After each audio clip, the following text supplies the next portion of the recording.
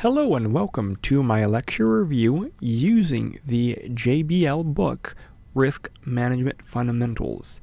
This book is written by Gibson and Igonor. It's again, Managing Risk in Information Systems, 3rd edition.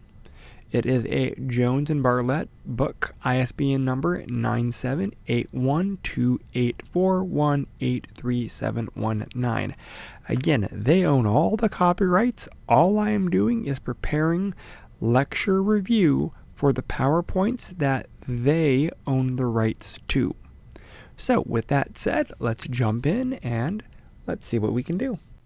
Chapter 2, Managing Risk, Threats, Vulnerabilities, and Exploits. In this module, we're going to be looking at the techniques for identifying and analyzing and mitigating relevant threats, vulnerabilities, and exploits. You're going to notice the TVEs are going to keep popping up.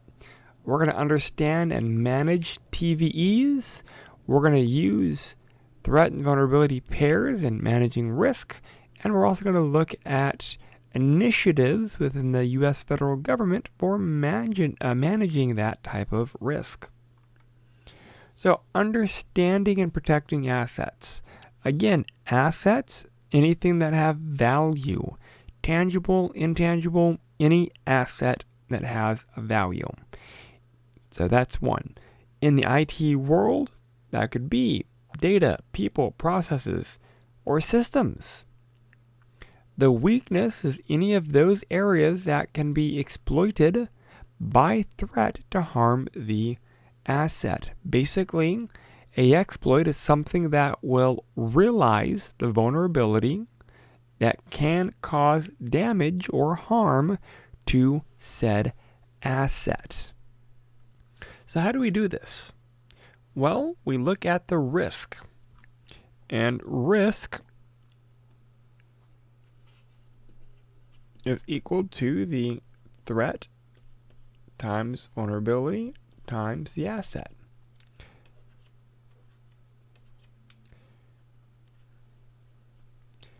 Depending on how particular you want to be. And there are definitely calculations for risk that go into a much deeper level of understanding, but right now we don't need to go quite that deep. Uncontrollable nature of threats. That's a fun one. First of all, threats can't be eliminated. We can reduce them as low as possible, but it's unrealistic to get a threat to 0. 99.9% mitigated. That's good. Sometimes 99%. And it costs too much to go from 99.0 to 99.5. And again, we're going to get into those a little bit deeper, but the big thing is understand that threats normally are mitigated, not eliminated. Threats are always present. Just because you do a threat analysis, a vulnerability assessment, some form of assessment now, that doesn't mean that tomorrow's threats are not going to be able to affect what you currently have. So again, threats are always present. Threats can persist for long periods of time.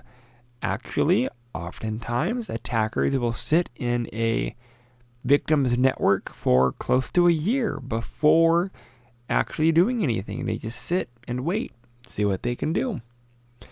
Fourth, actions can be taken to reduce the potential for a threat to occur. Again, we can mitigate threats. We can lessen threats, not eliminate. Fifth, actions can be taken to reduce the impact of a threat. So we're not just talking about the potential. We're also talking about if a threat does occur, how can we lessen that? And honestly, normally, risk transference. Get insurance.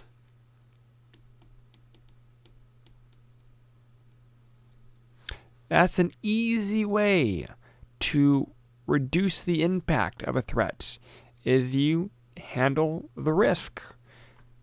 I wouldn't worry about accepting risk at this point if we're talking about the impact of a threat, but we do the best to mitigate what happens if the threat is, or the vulnerability is realized. If the threat does occur, how do we recover? Alright, so next, not all threats are unintentional. Environmental, humans, accidents, failures, they happen. But again, we have to understand that we have unintentional threats, and then we have intentional threats. Greed, I'm not quite sure why that's there. Anger, desire to damage, you just want to be an a-hole. Again, there are unintentional and intentional threats that we have to be able to prioritize, categorize, and rank. So, how do we do that? Well, we can factor them into unintentional and intentional within your section, your sector, your organizational type, your business structure. If we're looking at unintentional, we could do acts of God, wind, snow, weather, tsunamis. Other environmental could be accident, equipment failure, things like that. It could be a human component, so errors, keystroke errors, procedural errors, programming errors.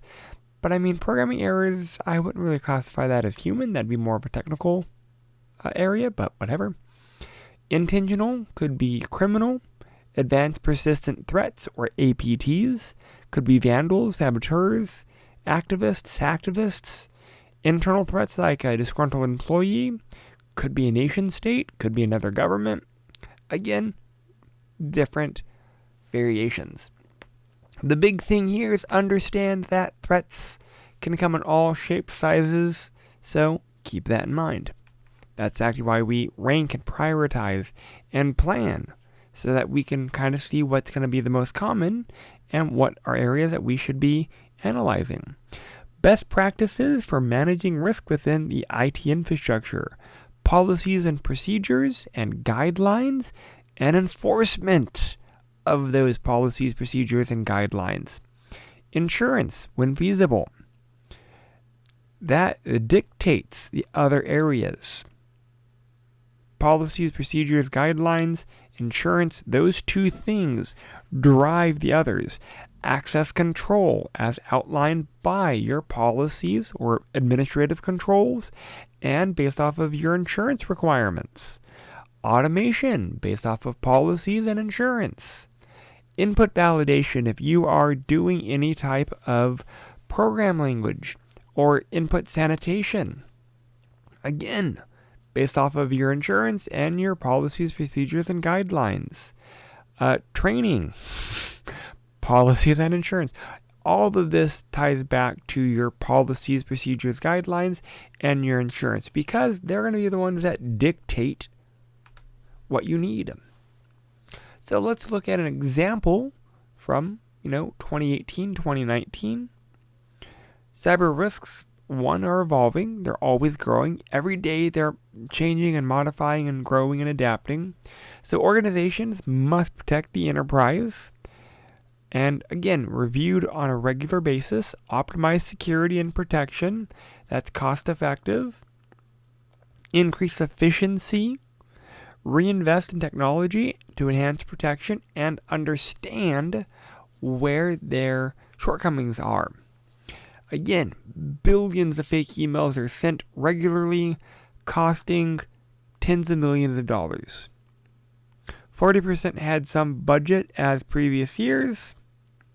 Organizations for protection plans, where some companies are increasing and sadly more companies are decreasing their budget.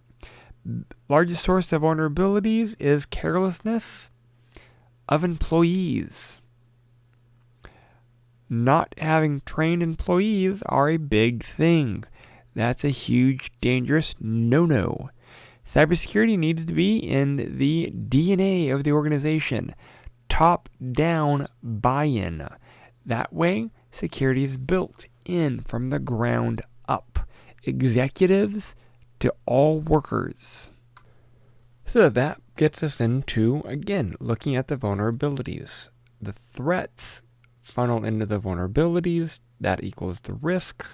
which then leads to loss. Again, the goal here is the mitigating techniques to lower vulnerabilities so that we have less loss. Again, it's either to reduce vulnerabilities or reduce the impact of loss. So the threat vulnerabilities pair, normally, again, they occur in pairs. A threat targets a vulnerability. If it's realized, then that is what's going to cost.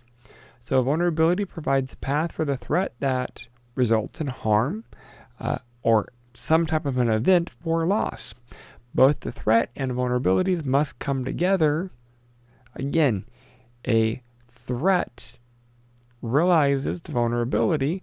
Collectively, they then incur harm or loss. So vulnerabilities can be mitigated. Identify and prioritize the vulnerabilities. Reduce the exposure of the vulnerabilities. Reduce the likelihood that they're actually going to be realized. Again, reduce the rate of occurrence. You could reduce the impact of loss, but that would not be specifically to the vulnerability. And then provide the appropriate education, training, and awareness so that vulnerabilities could be decreased. Again, when we're looking at this, identify and prioritize the mitigation of the vulnerability. Not just identify and prioritize the vulnerabilities. You have to do something about them. Mitigation techniques could be training, separation of duties, could be patch management, controls, incident response, policies and procedures, or a combination of them. Best practices for managing vulnerabilities within an IT infrastructure. Again, identify the vulnerabilities, mitigate when feasible, match the threat to the vulnerability. That creates the pair. Use as many of the mitigation techniques as feasible and cost-effective. Perform the vulnerability assessment and review. Might need to prioritize the vulnerabilities again. And then use the appropriate analytical tools to ensure that the vulnerabilities have been mitigated. All right, that leads us to understanding and managing our exploits. Exploits is basically the act of taking advantage of the vulnerability. Again, the realization. That could be because executing a command or a program against the system, or it could be in the result of the system or application, some type of compromise. So again, normally you're going to have the execution of something, a command or program against a weakness to realize it. That result will then compromise something, whether it's a system, application, data, human. So the attacks that are executed by code primarily are going to be more facing servers, normally public facing servers. And I mean that's a good amount of the time, not always, but a good amount of the time. Exploits could also be on the public facing, buffer overflows, SQL injection attacks, denial of service attacks. It could actually try to target the system to pivot into the network. It could be trying to gain access through a jump box. Again, there's a lot of different ways to attack public facing equipment. So how do pen testers initiate an exploit? OSINT. They do some basic intelligence gathering. Open source intelligence. They might be looking at public server discovery. After that, they might move into some type of active reconnaissance. That means actually interfacing with the equipment. So server fingerprinting.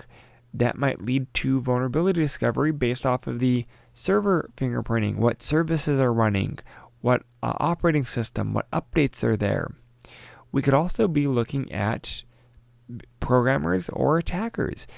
Programmers and attackers are going to be more of individuals who might be initiating an exploit, but it's not always one of them. Where do pen testers find information about vulnerabilities and exploits? Basically, the biggest one is our CVE lists. Common vulnerabilities and exposure lists are pretty common. Or buy them, dark web, research. So mitigation techniques. Basically, follow the best practices for the CIS or the SANS Top 20. First one is change password. Default passwords are no-go. Minimize or reduce the attack surface that is publicly facing. Keeping things up to date. Keeping policies and procedures up to date and enforced. Look at software. Are the softwares up to date? Are there firewalls, IDSs, IPSs in appropriate areas? Is there anti-malware? Is there antivirus that is running and being checked currently? Those are big ones. Best practices for managing exploits within the infrastructure. Hardening equipment, hardening the server, hardening the workstations. Again, SANS Top 20 or CIS controls list out the requirements for hardening. Use some form of configuration management. Again, perform both risk assessments and vulnerability assessments. Prioritize, remediate. Use logging tools. Use a SIM tool. Centralize, review, analyze. What are some of the federal government risk management initiatives? Big one is our CVE lists through our MITRE Corporation. We also have our US CERT team. We have things like our NIST standards that also outline best practices. We have DHS, NSA, CISA. We also have the National Cybersecurity and Communications Integration Center. These are all great tools. NIST is probably the starting point. CVEs, or the MITRE group, is if you want to actually look at what exploits are out there. But if you're looking at basic guiding documents, NIST is the best framework to start with. Relationship among organizations involved in the federal government. Again, oftentimes, Department of Commerce feed into NIST. NIST then makes ITL. If we're looking at the US CERT path, that'd be DHS. Office of Cybersecurity and Communication, that does MITRE Corporation. And then down below Office of Cybersecurity and Communication would be our National Cybersecurity and Communication Integration Centers that feed into US CERT. So again, there is a relationship here. In reality, the big two to start off with is MITRE and NIST. NIST probably being the most common one. Alright, that covers this module. Again, just getting basic exposure as we kind of work through this process. Questions, thoughts, concerns, please feel free to reach out. Thank you. Alrighty, well thank you. That concludes this lecture review. Again, all material presented in this PowerPoint lecture was copyrighted by Jones and Bartlett Learning. So they own the copyright. I am just providing a lecture on the PowerPoints that they provided. With that said, if you have any questions, thoughts, issues, concerns, please feel free to reach out to me, leave a comment, get in touch with me, and I will get those addressed as quickly as I can. Thank you.